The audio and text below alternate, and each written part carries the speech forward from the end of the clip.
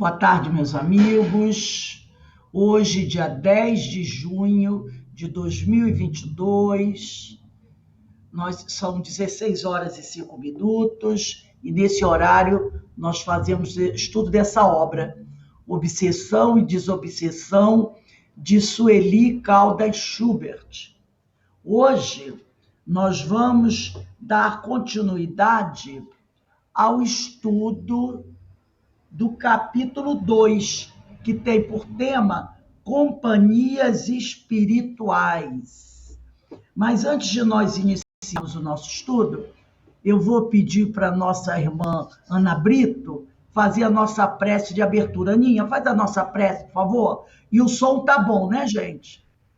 O som tá legal, né? Então, Aninha, faz a nossa prece, por favor.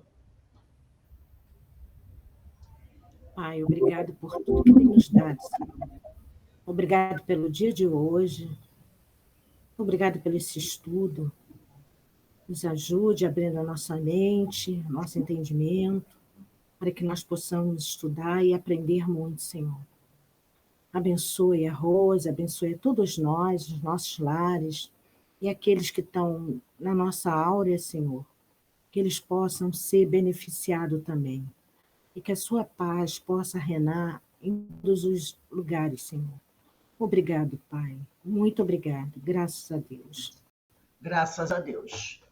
Então, meus amigos, como nós falamos, nós estamos estudando aqui o capítulo 3, Companhias Espirituais. E hoje nós vamos começar no segundo parágrafo do texto, né? Porque nós já lemos o primeiro parágrafo. E o segundo parágrafo do texto... Rose, eu não tenho esse livro, mas eu vou prestar atenção, tá bom? Tá legal. Então, vamos... Eu acho que lá na biblioteca do CEOI, aquela biblioteca que vende livro, eu acho que tem, Aninha, ali. Eu acho que tem... Deve ter desses livros lá sim ainda. Então, vamos lá. Começando aqui o nosso estudo, do segundo parágrafo. Através deste processo, captando as nossas intenções, sentindo as emoções que exteriorizamos e lendo os nossos pensamentos, é que os espíritos se aproximam de nós e, não raro, passam a nos dirigir, comandando nossos atos. Então, aqui eu faço uma referência. Eu esqueci de falar com vocês. Se alguém tiver esses livros aí, nós vamos usar. Nos Domínios da Mediunidade após a Tempestade, da Joana de Ângeles. Além do Livro dos Espíritos, tá? Pode pegar aí o Livro dos Espíritos. Então, aqui quando ela... Eu vou ler o primeiro parágrafo, só para a gente poder amarrar melhor o texto. O primeiro parágrafo diz assim: há uma simples vibração do nosso ser, há um pensamento emitido, por mais secreto nos pareça, evidenciamos de imediato a faixa vibratória em que nos situamos, que terá pronta repercussão naqueles que estão na mesma frequência vibracional. Assim atrairemos aqueles que comungam conosco e que se identificam com a qualidade de nossa emissão mental. Aí vem o estudo de hoje. Através desse processo, captando as nossas intenções, sentindo as emoções que exteriorizamos e lendo os nossos pensamentos, é que os espíritos se aproximam de nós e, não raro, passam a nos dirigir, comandando nossos atos. Aí eu pedi o Livro dos Espíritos na questão 459. A questão 459 é da parte segunda, capítulo 9, da intervenção dos espíritos no mundo corporal. E o título é Influência Oculta dos Espíritos em Nossos Pensamentos e Atos. Questão 459. Influem os espíritos em nossos pensamentos e em nossos atos? Os espíritos respondem: muito mais do que imaginais. Influem a tal ponto que, de ordinário, são eles que vos dirigem. Então, isso está em acordo aqui com o que a nossa amiga Sueli disse, né? Que os espíritos, eles leem os nossos pensamentos e assim se aproximam de nós e, não raro, passam a nos dirigir, comandando nossos atos. Agora, a gente já sabe, já discutimos isso aqui várias vezes, que isso acontece quando nós abrimos a porta para eles. Porque se você se mantiver vigilante, eles não vão ter tanto acesso a nós. Pode ser até que eles consigam nos acessar, mas não com muita facilidade, se nós nos mantivermos vigilantes. E aqui ela continua: isso se dá imperceptivelmente, afinizados conosco, querendo e pensando como nós, fácil se torna a identificação, ocorrendo então que passamos a agir de comum acordo com eles, certo de que a sua é a nossa vontade, tal a reciprocidade de sintonia existente, né? Então, ela diz que às vezes esse comando que eles exercem sobre nós acontece imperceptivelmente. A gente nem percebe que está sendo comandado. Por quê? Porque eles se afinizaram conosco e começam a querer e pensar como nós. E fácil se torna essa identificação. Então, nós passamos a agir de acordo com eles, acreditando que o que nós estamos fazendo é da nossa vontade, mas na realidade é da vontade deles. Eles estão no comando, mas nós nos afinizamos tanto que a gente passa a achar que aquela é a nossa vontade, né? E ele diz aqui: tal a reciprocidade de sintonia existente. Você nem percebe que em outra situação você nem faria aquilo. Tal é o comando que eles fazem. Então a gente está fazendo coisas que no futuro, que amanhã a gente vai dizer assim: meu Deus, como é que eu fui capaz de fazer aquilo? É porque você não estava percebendo, mas que você já estava sob o comando daquele espírito e havia uma afinidade tal que você pensava que realmente aquela era a tua vontade. E aqui tem um livro, hoje eu não fiz PDF não. Então tem um livro da Marlene Nobre chamado O Dom da Mediunidade. Marlene Nobre, ela já desencarnou, ela era médica, ela foi durante muitos anos presidente da Associação Médica Espírita do Brasil e presidente da Associação Médica do Brasil e presidente da Associação Médica Espírita Internacional. Tá? Então, a Associação Médica Espírita do Brasil e a Associação Médica Espírita Internacional, Dona Marlene Nobre. E ela publicou esse livro, O Dom da Mediunidade.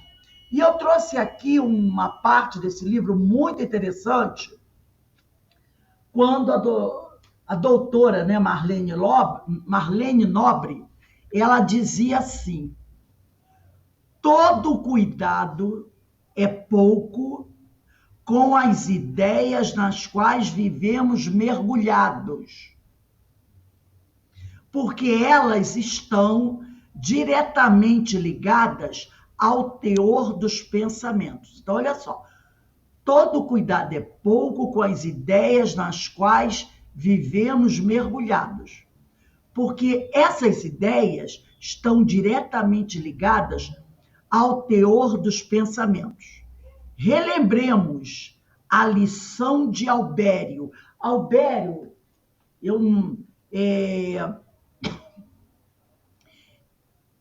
é um personagem, um orientador do livro Nos Domínios da Mediunidade, tá? No livro dos Domínios da Mediunidade. Vocês não chegaram a pegar o livro não, né? Pegaram? Então vamos abrir no livro. O livro é o capítulo 1, Nos Domínios da Mediunidade. No capítulo 1, pula aí umas 2 folhas do capítulo 1, e tem um parágrafo aqui, que eu esqueci aqui de contar os parágrafos. Pula umas 2 folhas e procura um parágrafo que diz assim: nossa mente, depois eu vou entrar. Acharam? Nossa, pula umas 2 folhas. Aí tá assim: nossa mente é Descartes, um núcleo de forças inteligentes, gerando plasma sutil, que a exteriorizar-se incessantemente de nós, oferece recursos de objetividade às figuras de nossa imaginação, sob o comando de nossos próprios desígnios. Aí vem o trecho que ela destacou.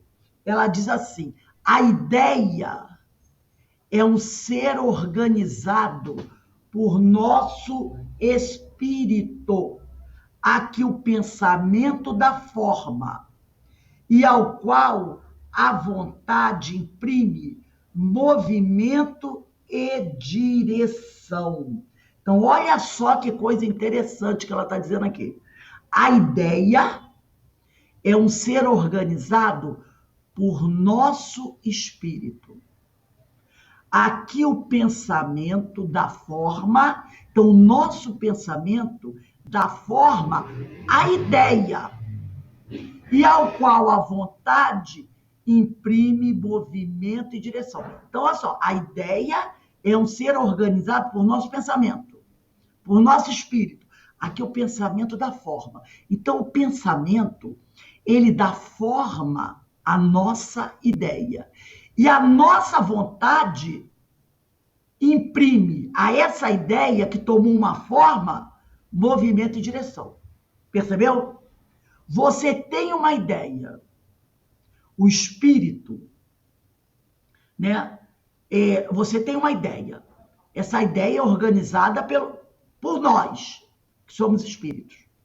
O nosso pensamento dá uma forma a essa ideia. E aí a nossa vontade coloca essa ideia agora que tomou uma forma, em movimento. Entendeu? Você pensa assim, mais ou menos, né? Vou pensar uma coisa bem violenta, para ver se a gente consegue entender. Né? A pessoa diz assim: eu quero eliminar alguém. E aí você começa a planejar como vai fazer isso. Você deu forma àquela ideia. A partir daí, a vontade entra em ação e você executa aquela ideia. Entendeu o que ela quis dizer? E aí ela fala assim: nessa mesma linha de pensamento, eu vou ler aqui. Tem esse livro do Emmanuel, não sei se vocês conhecem, Vozes do Grande Além, por diversos espíritos. Nesse livro aqui, Vozes do Grande Além, no capítulo 20, Emmanuel vai dizer assim: a ideia é um elemento vivo, de curta ou longa duração. Porque você pode ter uma ideia, pensa aquilo muito rapidamente e logo apaga. Mas pode ser uma coisa que você fique, na sua cabeça, entendeu? Dando asas àquela ideia. E aí aquilo você fica pensando naquilo, às vezes, dias, semanas e até anos. Então ele diz aqui: a ideia é um elemento vivo, de curta duração ou longa duração. Está no capítulo 20 desse livro. Que exteriorizamos de nossa alma e que, exprimindo criação nossa, forma acontecimentos e realizações, atitudes e circunstâncias que nos ajudam ou desajudam, conforme a natureza que lhe venhamos a imprimir. Percebeu? Bem dentro daquilo que o instrutor Albério falou. Vou repetir. A ideia é um elemento vivo de curta ou longa duração, que exteriorizamos de nossa alma e que, exprimindo criação nossa, forma acontecimentos e realizações, atitudes e circunstâncias que podem nos ajudar, se for uma boa ideia, ou desajudam. É uma ideia má que eu tive. No futuro vai ter consequências. Então está me desajudando, conforme a natureza que lhe venhamos a imprimir. E ainda, Emmanuel, no capítulo, ainda nesse capítulo 20, ele faz outra afirmativa. Ele diz assim, do livro Vozes do Grande Além, ele diz assim: assim é indispensável não esquecer que nossos exemplos, maneiras, gestos e palavras geram ideias, que a maneira de ondas criadoras vão e vêm, partindo de nós para os outros e voltando dos outros para nós, com a qualidade do sentimento e pensamento que lhes infundimos, levantando-nos para o triunfo ou impulsionando-nos para a derrota. Então, isso aqui ele diz de forma bem clara. Não devemos esquecer que exemplos, maneiras, gestos, palavras geram ideias. Tá? Que a maneira de ondas criadoras vão e voltam, partindo, tá, de nós para os outros e voltando. Porque se a ideia é minha, eu dei forma a essa ideia, eu enviei essa ideia, o que é certo? Essa ideia vai o quê? Caminhar pelo espaço, sintonizar com outras ideias semelhantes. E depois o que ela vai fazer? Ela vai retornar como um bumerangue ao ponto de origem. Ora, tanto que ele diz, partindo de nós para os outros e voltando dos outros para nós. Ela sai de mim, se conecta com outras ideias semelhantes, fica mais robusta, né? E depois ela retorna com a qualidade de sentimento e pensamento que nós lhe infundimos, e somada por aquelas outras ideias semelhantes que a ela se associaram, levantando-nos para o triunfo. Se eu estiver emitindo bons pensamentos, vão ser somados a outros bons pensamentos, vão retornar para mim, que maravilha. Ou impulsionando-nos para a derrota. Se o meu pensamento é mau, ele vai se somar com outros maus e vai voltar aonde? Ao ponto de emissão. Aonde foi o ponto de emissão? Em mim. Aí ele diz aí, ele continua dizendo assim, Emmanuel, daí a importância de evitarmos os xingamentos, a queixa, aquela queixa contínua, né?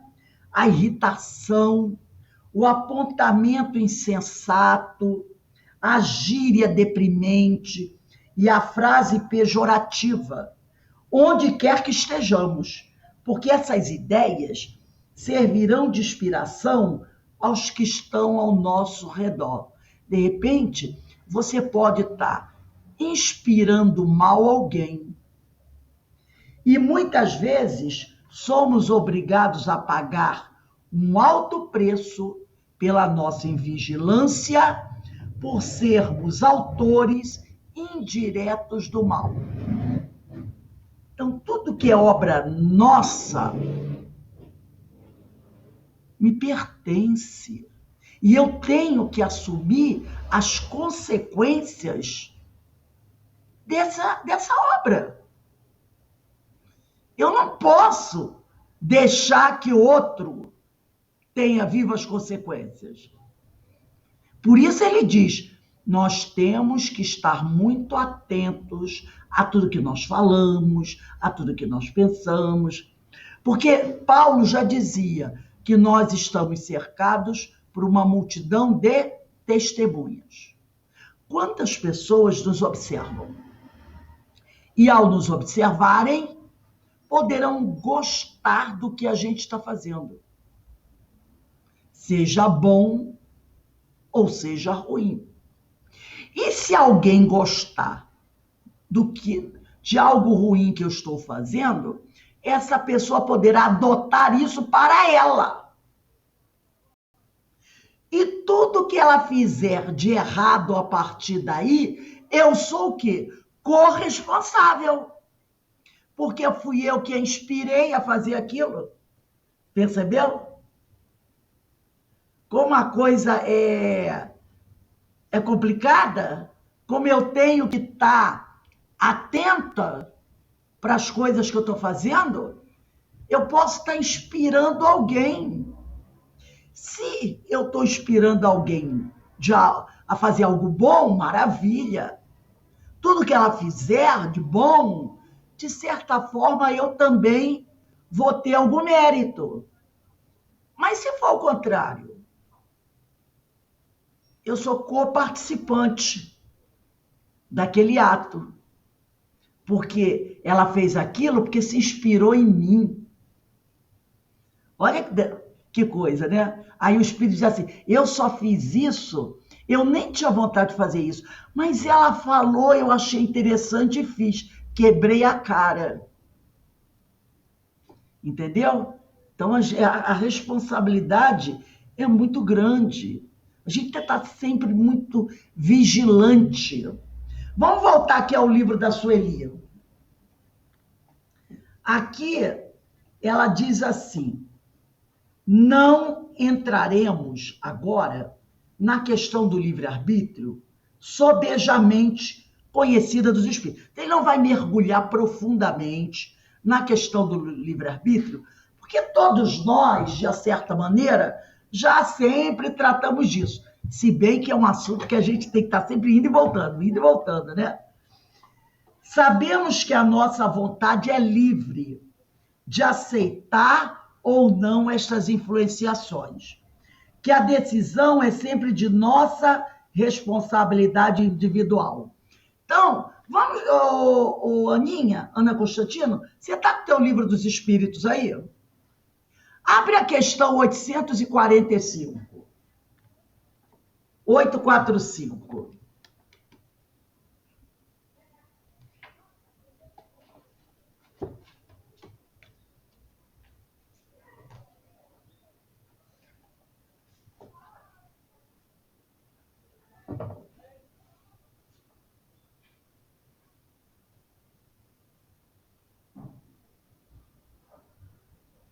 Lembra? A 845 está na parte terceira, capítulo 10 da Lei de Liberdade.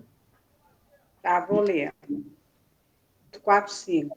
As predisposições institutivas que o homem traz ao nascer não constituem obstáculos ao exercício do livre-arbítrio? As predisposições instintivas são as do espírito, antes de encarnar. Conforme este seja mais ou menos adiantado, elas podem impeli-lo à prática de atos repreensíveis e nisso será recundando pelos espíritos que simpatizam com essas disposições, Não há, porém, arrastamento irresistível, desde que se tenha vontade de resistir. Lembrai-vos de que querer é poder. Espera um instante. Número 361. Então, Não, outra questão, né? não, ele diz aqui, não, só esse. Olha só, porque ele pergunta: não constituem obstáculos ao exercício do livre-arbítrio as predisposições instintivas que o homem traz consigo ao nascer? E ele diz: ué, essas predisposições que você traz, não foi Deus que colocou em você. São as que você possuía já antes de encarnar. Se elas estão, de alguma forma, causando um obstáculo ao exercício do seu livre-arbítrio, a responsabilidade é sua. Aí ele diz: conforme seja este mais ou menos adiantado, essas predisposições podem arrastá-lo à prática de atos repreensíveis. Vamos dizer que o espírito ele tenha, né, uma predisposição para a inveja, para a cobiça. Pode ser que naquela encarnação ele sinta a vontade de praticar roubos, porque ele traz essa cobiça dentro dele, tá? E aí o que vai acontecer? Os espíritos que simpatizam com essa predisposição que ele tem, vão o quê? Procurar se cercar dele. Mas a culpa é de quem? Não é? A culpa é de quem? É dele. Se ele está... Porque aí é igual aquele negócio, né? Porque as moscas se aproximam, muitas vezes, da mesa, da cozinha de alguém. Porque ali está sujo. Não é assim? Se tiver tudo limpinho, desinfetado, vai dar mosca? Vai dar bactéria? Não. Vai dar por quê? Porque tem sujeira. Aí ele diz assim, não, agora tem o detalhe, não há arrastamento irresistível, uma vez que você tenha vontade de resistir. Ora, eu estou vendo as moscas atacando a minha cozinha. O que eu tenho que fazer? Eu sei o que eu tenho que fazer. Limpar. Limpar. Se eu começar a fazer limpeza, não vai ter mais sujeira. Mas se eu ficar ali admirando o design de cada mosquinha, a sujeira vai aumentar. As moscas vão aumentar. Então, a responsabilidade é sempre nossa. Não é Deus que me escolheu para colocar aquela predisposição, aquele vício, que aqui ele está falando de vício. Vícios somos nós que adquirimos. E aqui ele diz assim, o importante, né? O importante, deixa eu só ver se eu... 845, sim. É porque tem uma outra aqui, mas... Tá. O importante é meditarmos, diz a Sueli, a respeito de quanto somos influenciáveis. Aí está o detalhe. Eu tenho que meditar, pensar de quanto somos influenciáveis e quão fracos e vacilantes nós somos. O Espiritismo, levantando o véu dos mistérios, nos traz a explicação clara, demonstrando-nos a verdade. E, através desse conhecimento, nos dá a condição de vencer os erros e, sobretudo, de nos preservarmos de novas quedas. Então, cada um de nós tem que fazer aquela reflexão. O quanto eu ainda me deixo arrastar? O quanto eu ainda me deixo influenciar? O quanto eu ainda me deixo agastar, né? O quanto eu ainda tenho de pavio curto. Qualquer coisinha me tira de sério. Então é isso que eu tenho que analisar. E ele diz aqui que o Espiritismo, levantando o véu dos mistérios, nos traz a explicação clara, demonstrando-nos a verdade. E através desse conhecimento que a gente tem nos estudos, ele nos dá condições de vencer esses erros e de nos preservarmos de novas quedas. Porque o tempo todo, o que a gente estuda fala sobre o quê? Vigiai e orai para não cair em tentação, não é isso? O tempo todo. Então, o Espiritismo me ajuda a eu me preservar. E aqui ela diz assim, ó, fácil é, pois, aos espíritos nos dirigirem. Isso acontece com os homens em geral, sejam eles médios ostensivos ou não. Carmen, você podia ler para a gente a questão 872 do Livro dos Espíritos? Você vai lendo e vai ter uma hora que eu vou cortar. Livro dos Espíritos, questão 872. Resumo teórico do móvel das ações humanas. Porque os espíritos, eles ainda nos dirigem. É fácil para eles ainda nos dirigirem. Porque nós somos... Rapidamente a gente perde, né, o foco. É a questão do livre-arbítrio, é esse? É a questão 872 do Livro dos Espíritos. 872. Isso. Tá. Resumo teórico do móvel das ações humanas. A questão do livre-arbítrio se pode resumir assim: o homem não é fatalmente levado ao mal. Os atos que pratica não foram previamente determinados. Os crimes que comete não resultam de uma sentença do destino. Ele pode, por prova e por expiação, escolher uma existência em que seja arrastado ao crime, quer pelo meio onde se ache colocado, quer pelas circunstâncias que sobrevenham, mas será sempre livre de agir ou não agir. Assim, o livre-arbítrio existe para ele, quando no estado de espírito, ao fazer a escolha da existência e das provas, e como encarnado na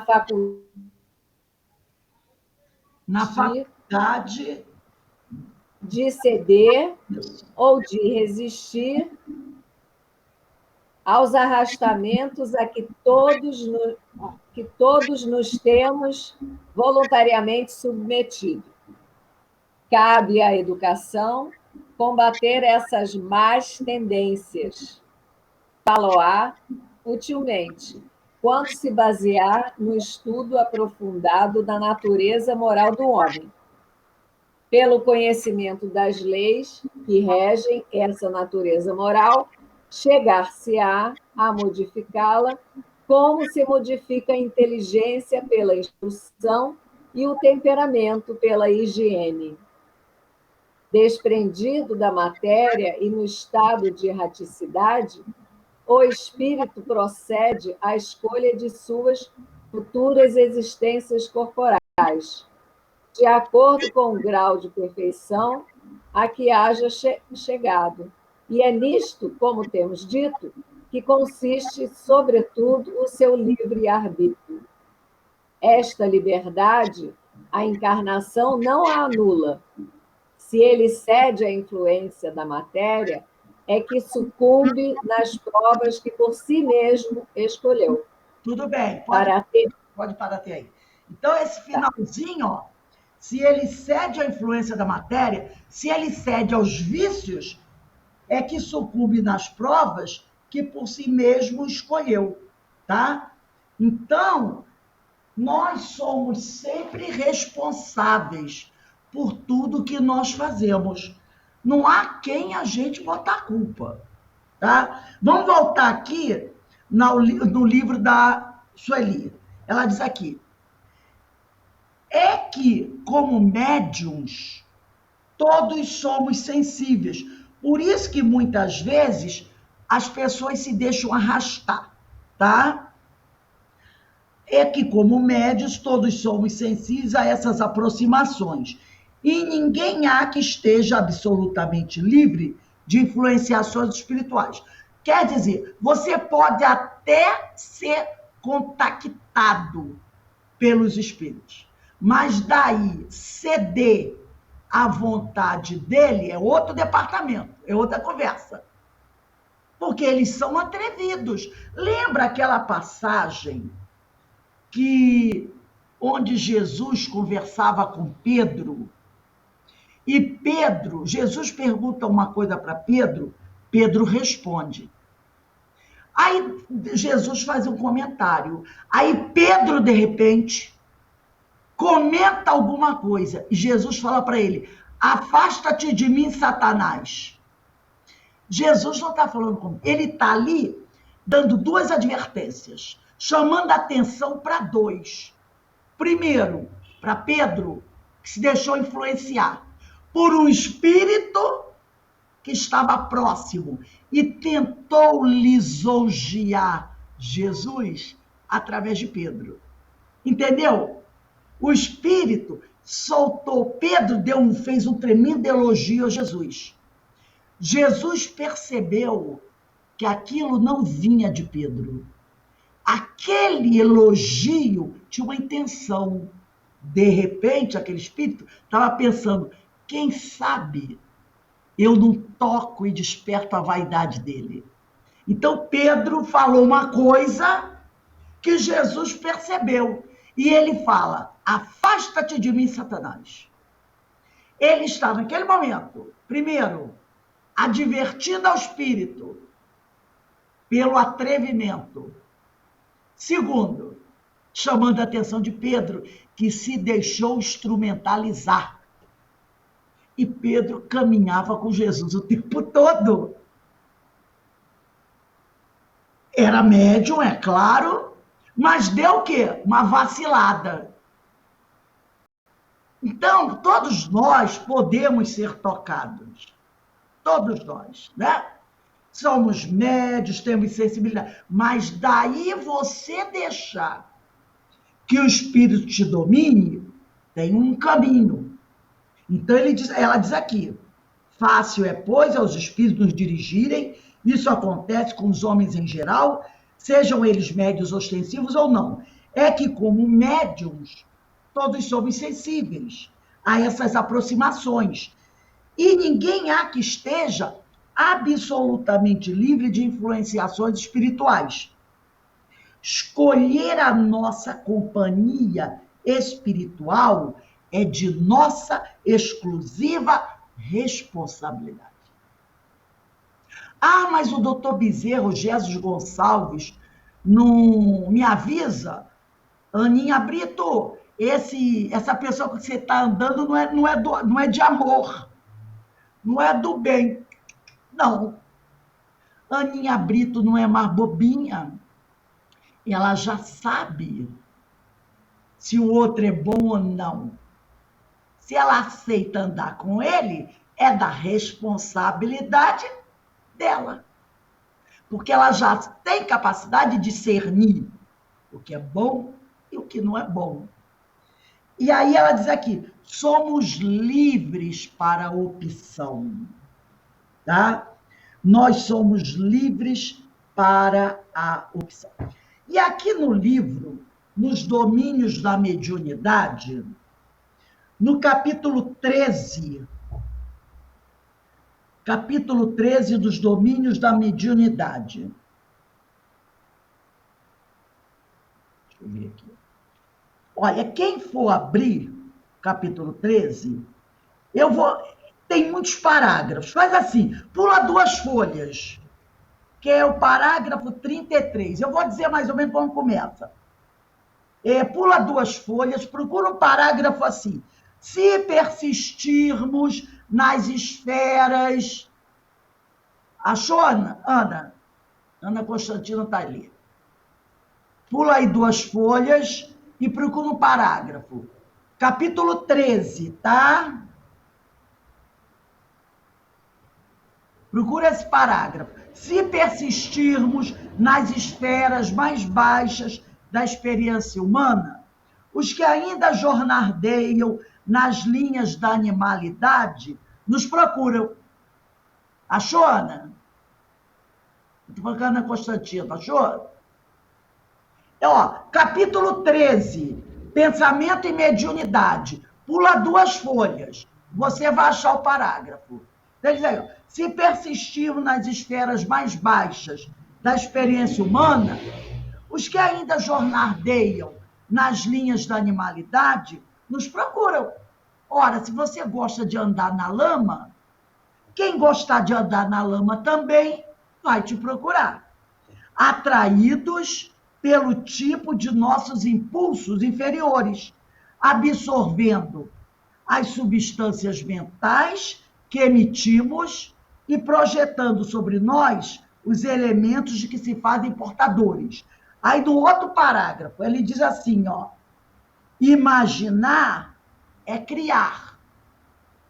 E toda a criação tem vida e movimento, ainda que ligeiros, impondo responsabilidade à consciência que a manifesta. E como a vida e o movimento se vinculam aos princípios de permuta, quer dizer, de troca, é indispensável analisar o que damos a fim de ajuizar quanto àquilo que devemos receber. Então, eu analisando o que eu estou dando, eu já tenho uma ideia do que eu vou receber. Pulem aí uma folha. Pulem uma folha. E procurem o seguinte parágrafo. Nossos pensamentos geram nossos atos. Acharam? É só para pular uma folha. Nossos pensamentos geram nossos atos. E nossos atos geram pensamento nos outros. Então, olha só, gente. Nossos pensamentos geram nossos atos. E nossos atos geram pensamentos nos outros. Então, isso aí é muito forte.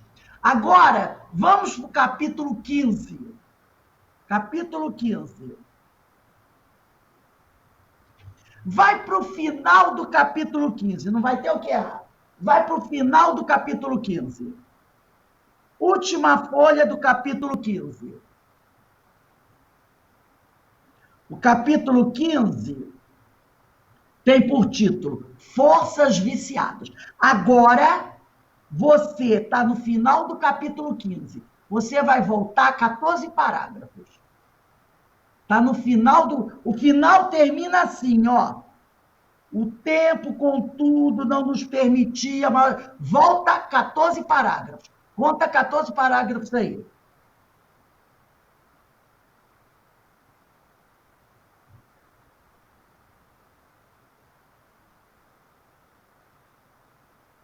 Aí tá assim, ó. Assim. Acharam? Assim, concordou o orientador. Faculdades medianímicas e cooperação do mundo espiritual surgem por toda parte. Agora é que veio o importante. Onde há pensamento, há correntes mentais. E onde há correntes mentais, existe associação. Olha aí. Onde há pensamento, há correntes mentais. E onde há correntes mentais, existe associação. E toda associação é interdependência e influenciação recíproca. Então, onde há pensamento, há correntes mentais, e onde há correntes mentais, há associação. Eu me associo a alguém. Ora, em toda associação tem o quê? Influência recíproca. Eu me associo com a Ana Constantino. Eu a influencio e ela me influencia. É isso que acontece. Agora, pode fechar aí. Eu vou pegar esse livro, que eu não... já foi estudado no CEOI há muito tempo. É possível que até vocês tenham, mas eu não quis falar sobre ele. Ou melhor, é a Obsessão e Suas Máscaras, de Sueli Caldas Schubert. Ele foi estudado há muito tempo lá no CIOI, no curso de mediunidade. A Obsessão e Suas Máscaras, muito bom, da Sueli Caldas Schubert. Tá?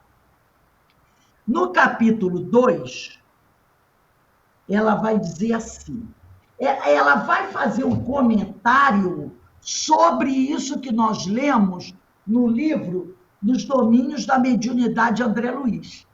Ela vai tecer um comentário sobre o que nós lemos. E ela diz assim, ó, esses conceitos de André Luiz, que se encontra no livro Nos Domínios da Mediunidade, no capítulo 13 e no capítulo 15, são de fundamental importância no estudo da mediunidade e, consequentemente, da obsessão. Porque todo o processo de intercâmbio baseia-se nos alicerces da mente e seu prodigioso campo de irradiações. Para Emmanuel, no livro Pensamento e Vida, quem quiser anotar aí, no capítulo 5, a mente humana é um espelho de luz. Então, para Emmanuel, que está lá no livro Pensamento e Vida, do capítulo 5, ele diz, a mente humana é um espelho de luz, emitindo raios e assimilando-os. Lembra que o André Luiz falou sobre a associação recíproca? Um influencia o outro? É o que ela está dizendo aqui. A mente humana é um espelho de luz, emitindo raios e assimilando-os, e recebendo. E são esses raios ou radiações mentais a fonte de treva ou luz. Entendeu? Esses raios, né, que eu emito e que eu recebo são fonte de treva, se eu estou emitindo e recebendo coisa ruim, ou fonte de luz, se eu estou emitindo ou recebendo coisa boa. São fontes também de felicidade ou desventura, céu ou inferno, onde quer que o espírito esteja. Depois ela vai dizer assim, o pensamento é assim, o alicerce vivo de todas as realizações no plano físico e extrafísico. Então, olha só, o pensamento é o alicerce vivo de todas as realizações no plano físico e no plano espiritual. Quer dizer, o pensamento, a nossa mente está na base de tudo. Está na base de tudo. Se a gente não cuidar do nosso pensamento, olha como fica complicada essa situação. Está na base de tudo o pensamento. Por isso que Jesus dizia, orai e vigiai para não cair em tentação. Por isso, Jesus várias vezes insistiu com a questão da vigilância. A vigilância de quê? Eu tenho que vigiar os outros? Não. Eu tenho que vigiar os meus pensamentos. Porque tudo que eu emitir de pensamento vai entrar em associação com alguém que pode estar perto de mim ou que pode estar muito longe, mas o meu pensamento viaja através do fluido e vai ser atraído por pensamentos semelhantes. E aí eu entro em associação, influenciando e sendo influenciado. Daí a importância do orar e vigiar. Aí, voltando aqui a Sueli, ela diz assim, no passado, sabemos-lo hoje, escolhemos o lado das sombras. Então, ela já disse aqui, no passado, hoje nós sabemos, nós escolhemos o lado das sombras, trilhando caminhos tortuosos, tentadores e que nos pareciam belos. Então, no passado, nós entramos pela porta larga, porque a porta larga tinha muita coisa que a gente achava interessantíssimo. E a gente abraçou, tá? Optamos pelo gozo material, escolhendo a estrada do crime, onde nos chafurdamos com a nossa loucura, enquanto fazíamos sofrer os seres que de nós se aproximavam. Muitos de nós ouvimos a palavra do Cristo e tivemos a sagrada ensancha de optar entre a luz e a sombra. Então, muitos de nós tivemos a oportunidade de ouvir o Cristo e de fazer escolhas. Quero seguir o Cristo ou não? Mais aturdidos e ensandecidos, preferimos Mamon e César. Lembra de Emmanuel, senador Publio Lentulus? Jesus disse para ele, por que você não deixa tudo e me segue? O que Emmanuel fez? Preferiu César, que representava o título de senador que ele tinha, representava César, e Mamon, a vida material, a vida abastada, né? Então, muitos de nós repudiamos o Cristo e abraçamos Mamon, abraçamos César.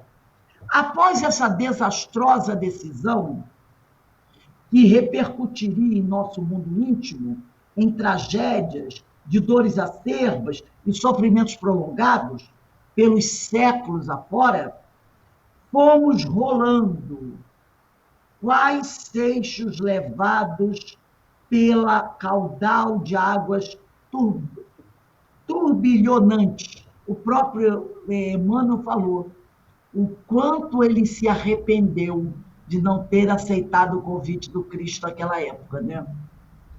Tendo junto a nós aqueles que elegemos como companheiros de jornada. Então, como nós fizemos escolhas equivocadas, nós saímos por aí afora quebrando a cara, quebrando a cara, quebrando a cara, acompanhado daqueles que simpatizavam conosco e que também foram de desastre em desastre. Até que chegamos, finalmente, ao porto seguro do Consolador. Até que um dia, né, nós, cansados, feridos, sofridos de tanto quebrar a cara, nós nos rendemos e resolvemos ouvir o Cristo. Toda essa trajetória, ela diz aqui, desse sofrimento do espírito, está magnificamente narrada por Joana de Ângeles, no capítulo 24 do seu livro Após a Tempestade. Então, quem quiser, lê lá o capítulo 24, depois eu vou ler só um pedacinho, do livro Após a Tempestade, de Joana de Ângeles, que é esse livro aqui, ó. Após a Tempestade, de Joana de Ângeles. Capítulo 24. Ela diz que narra de forma maravilhosa essa história de dor e sofrimento. Aí ela continua. E ela, Joana, nos adverte de que, olha só que coisa importante, Joana nos adverte de que não há mais tempo a perder. Olha o que ela diz aqui, a Joana, nos alertando que não há mais tempo a perder. Estes são os momentos em que deveremos colimar, quer dizer, construir, realizar, efetuar realizações perenes. Esse momento que nós estamos vivendo agora, dia 10 de junho de 2022, para ficar bem claro que é o presente, é um momento que nós deveremos começar a efetuar realizações perenes. O que é uma realização perene? É uma realização que sirva para toda a vida. Tá? Realizações perenes. Que realização é essa? A autoeducação. o autoaprimoramento. E ela continua: para tanto, resolvamos-nos em definitivo a produzir em profundidade, acercando-nos de Jesus e por ele nos deixando conduzir até o termo da jornada. Então, a gente tem que começar a construir realizações perenes, produzindo em profundidade, acercando-nos de Jesus e somente por ele, nos deixando conduzir, nos deixando levar até o termo da jornada, que é quando nos transformaremos em espíritos puros. Porque aí não precisaremos mais ser conduzidos. E agora eu vou pegar e vou ler um outro trechinho desse livro. Quem tiver aí, no capítulo 24,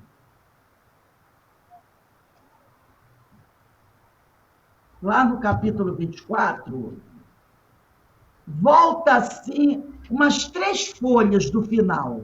Vai para o final dele, volta umas 3 folhas, quem tiver um livro aí. Se não tiver, não tem problema, eu vou ler aqui.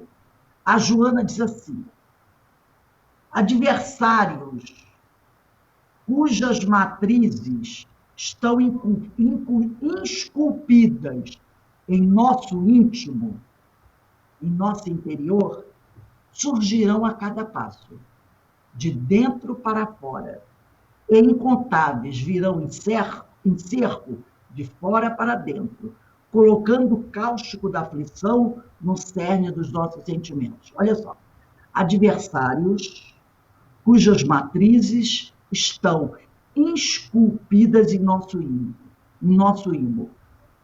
Quais são os adversários que estão esculpidos em nosso ímã, em nosso coração, em nosso interior?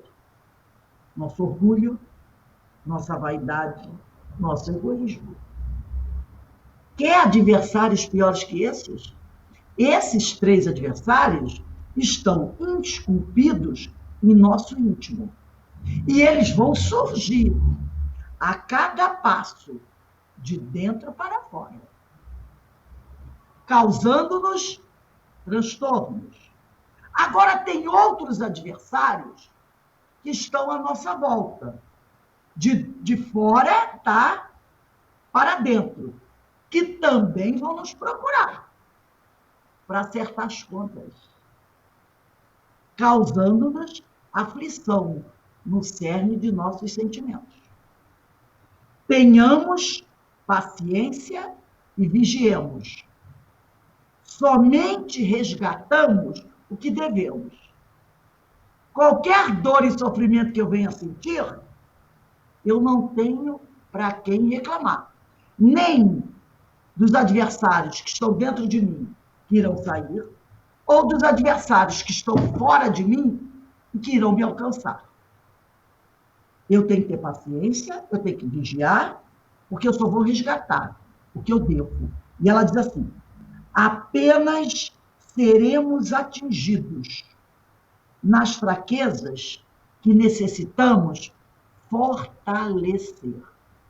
Aonde eu senti a dor, é porque eu sei que ali é o meu ponto fraco.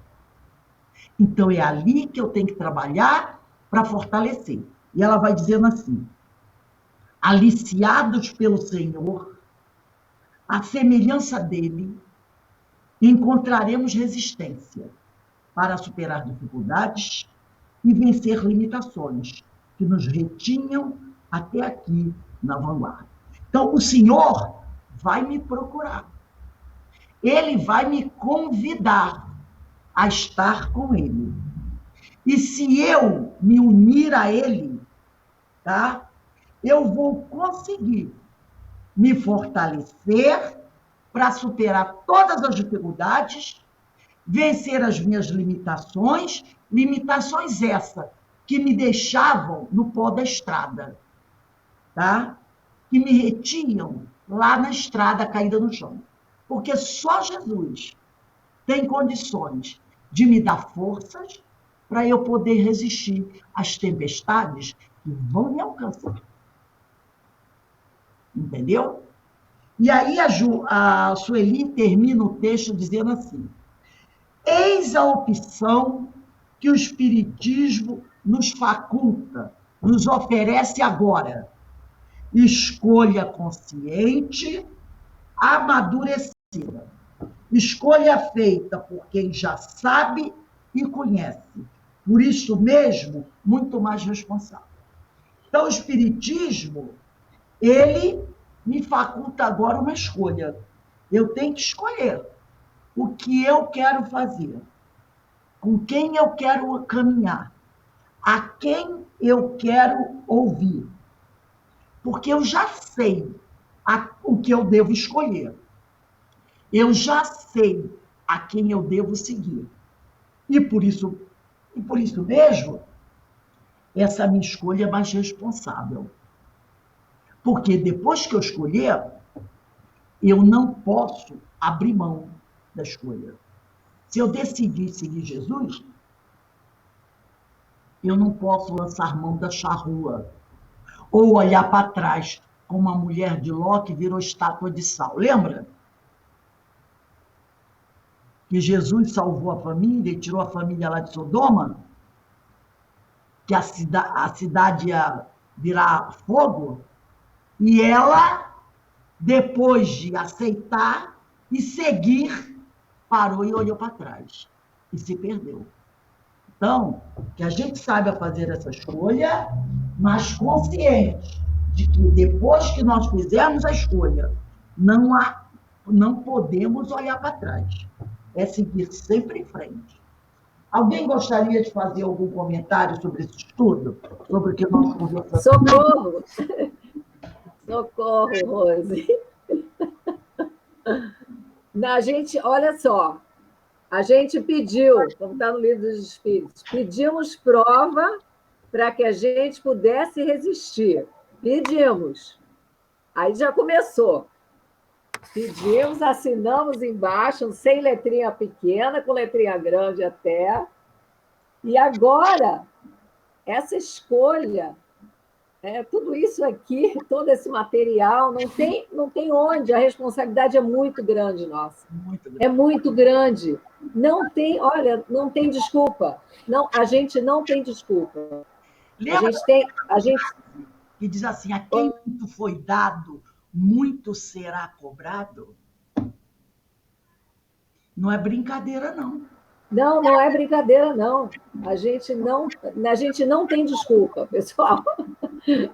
Não tem desculpa. Escolhemos provas adequadas à nossa condição, porque não foi assim muito mais do que a gente aguenta, adequadas à nossa condição, oportunidade de conhecimento, oportunidade de ferramentas que temos, ajuda para caramba, e não tem desculpa. Não temos desculpa. E detalhe, gente, se nós já estamos aqui, é porque nós não somos mais aqueles espíritos inferiores atrasados, não. Nós já construímos uma estrada, entendeu? O quanto começa a doer no nosso ouvido a palavra responsabilidade? Nós não podemos dizer assim, mas eu ainda sou muito pequenininho. Não é não. Como diz o povo por aí, toma vergonha, cara sem vergonha. Você não é mais esse pequenininho, não. Você já tem conquistas, você já tem uma estrada percorrida. Por isso que hoje você está se deparando com essas orientações. Porque você, depois de longa caminhada, disse assim, cansei de sofrer. Eu sei tudo o que precisa fazer. Agora eu vou fazer. Aí você começou a abraçar, a estudar. E aí, conforme você foi mergulhando, a responsabilidade vem de encontro a você. Não há mais como dizer, cansei, Ah, eu não sei. Eu não sei. Porque isso ninguém esquece. Nós não podemos mais dizer, eu não sei. Emmanuel diz, quem tem 5 minutos de evangelho não tem mais direito a dar desculpa. Entendeu? Então, por isso que pesa. Porque a Não gente... tem direito à fiança, né, Rose? Não tem direito à fiança. Não, não tem mais. Não tem mais. Porque já sabe. Já sabe. E se fizer algo errado, está errando sabendo. Dentro das questões morais, o que a gente vai dizer? Que a gente não sabe, dentro das questões morais, dizer o que é certo e o que é errado? Tem dúvida? Faz a pergunta. E Jesus? O que faria nesse momento em que esse fato se apresentou para mim? E a tua consciência vai dar resposta. Duvido que você seja capaz de dizer assim, eu não consegui imaginar o que Jesus ia fazer. Dentro das questões morais, depois que você lê os 10 mandamentos, não matarás, não roubarás, não cometerás adultério, né? A gente já ouviu isso, já sabe. Não levantarás falso testemunho. A gente já sabe.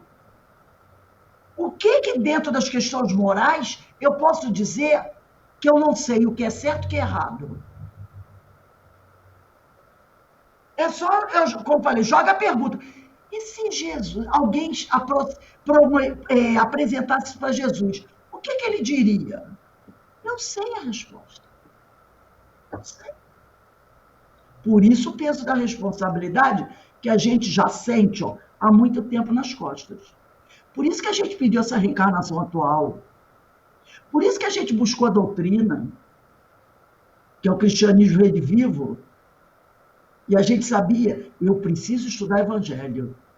Aí a gente reencarna, aí passa pela Igreja Católica, passa por outras religiões.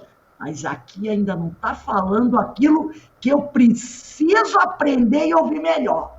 Aí a gente sabe direitinho onde estão apresentando. Aí a gente bateu na doutrina. Aí quando bateu e ouviu, opa, é isso aqui que eu estou precisando. E ficou. E daí para frente não tem volta. Não tem volta. Não tem volta. Senão vai virar estátua de sal. Ou então vai se comprometer de tal maneira, porque aí a próxima reencarnação vai ser tão dolorida, por quê? Porque sabia. Não errou por ignorância, errou por escolha. E aí o compromisso é muito maior.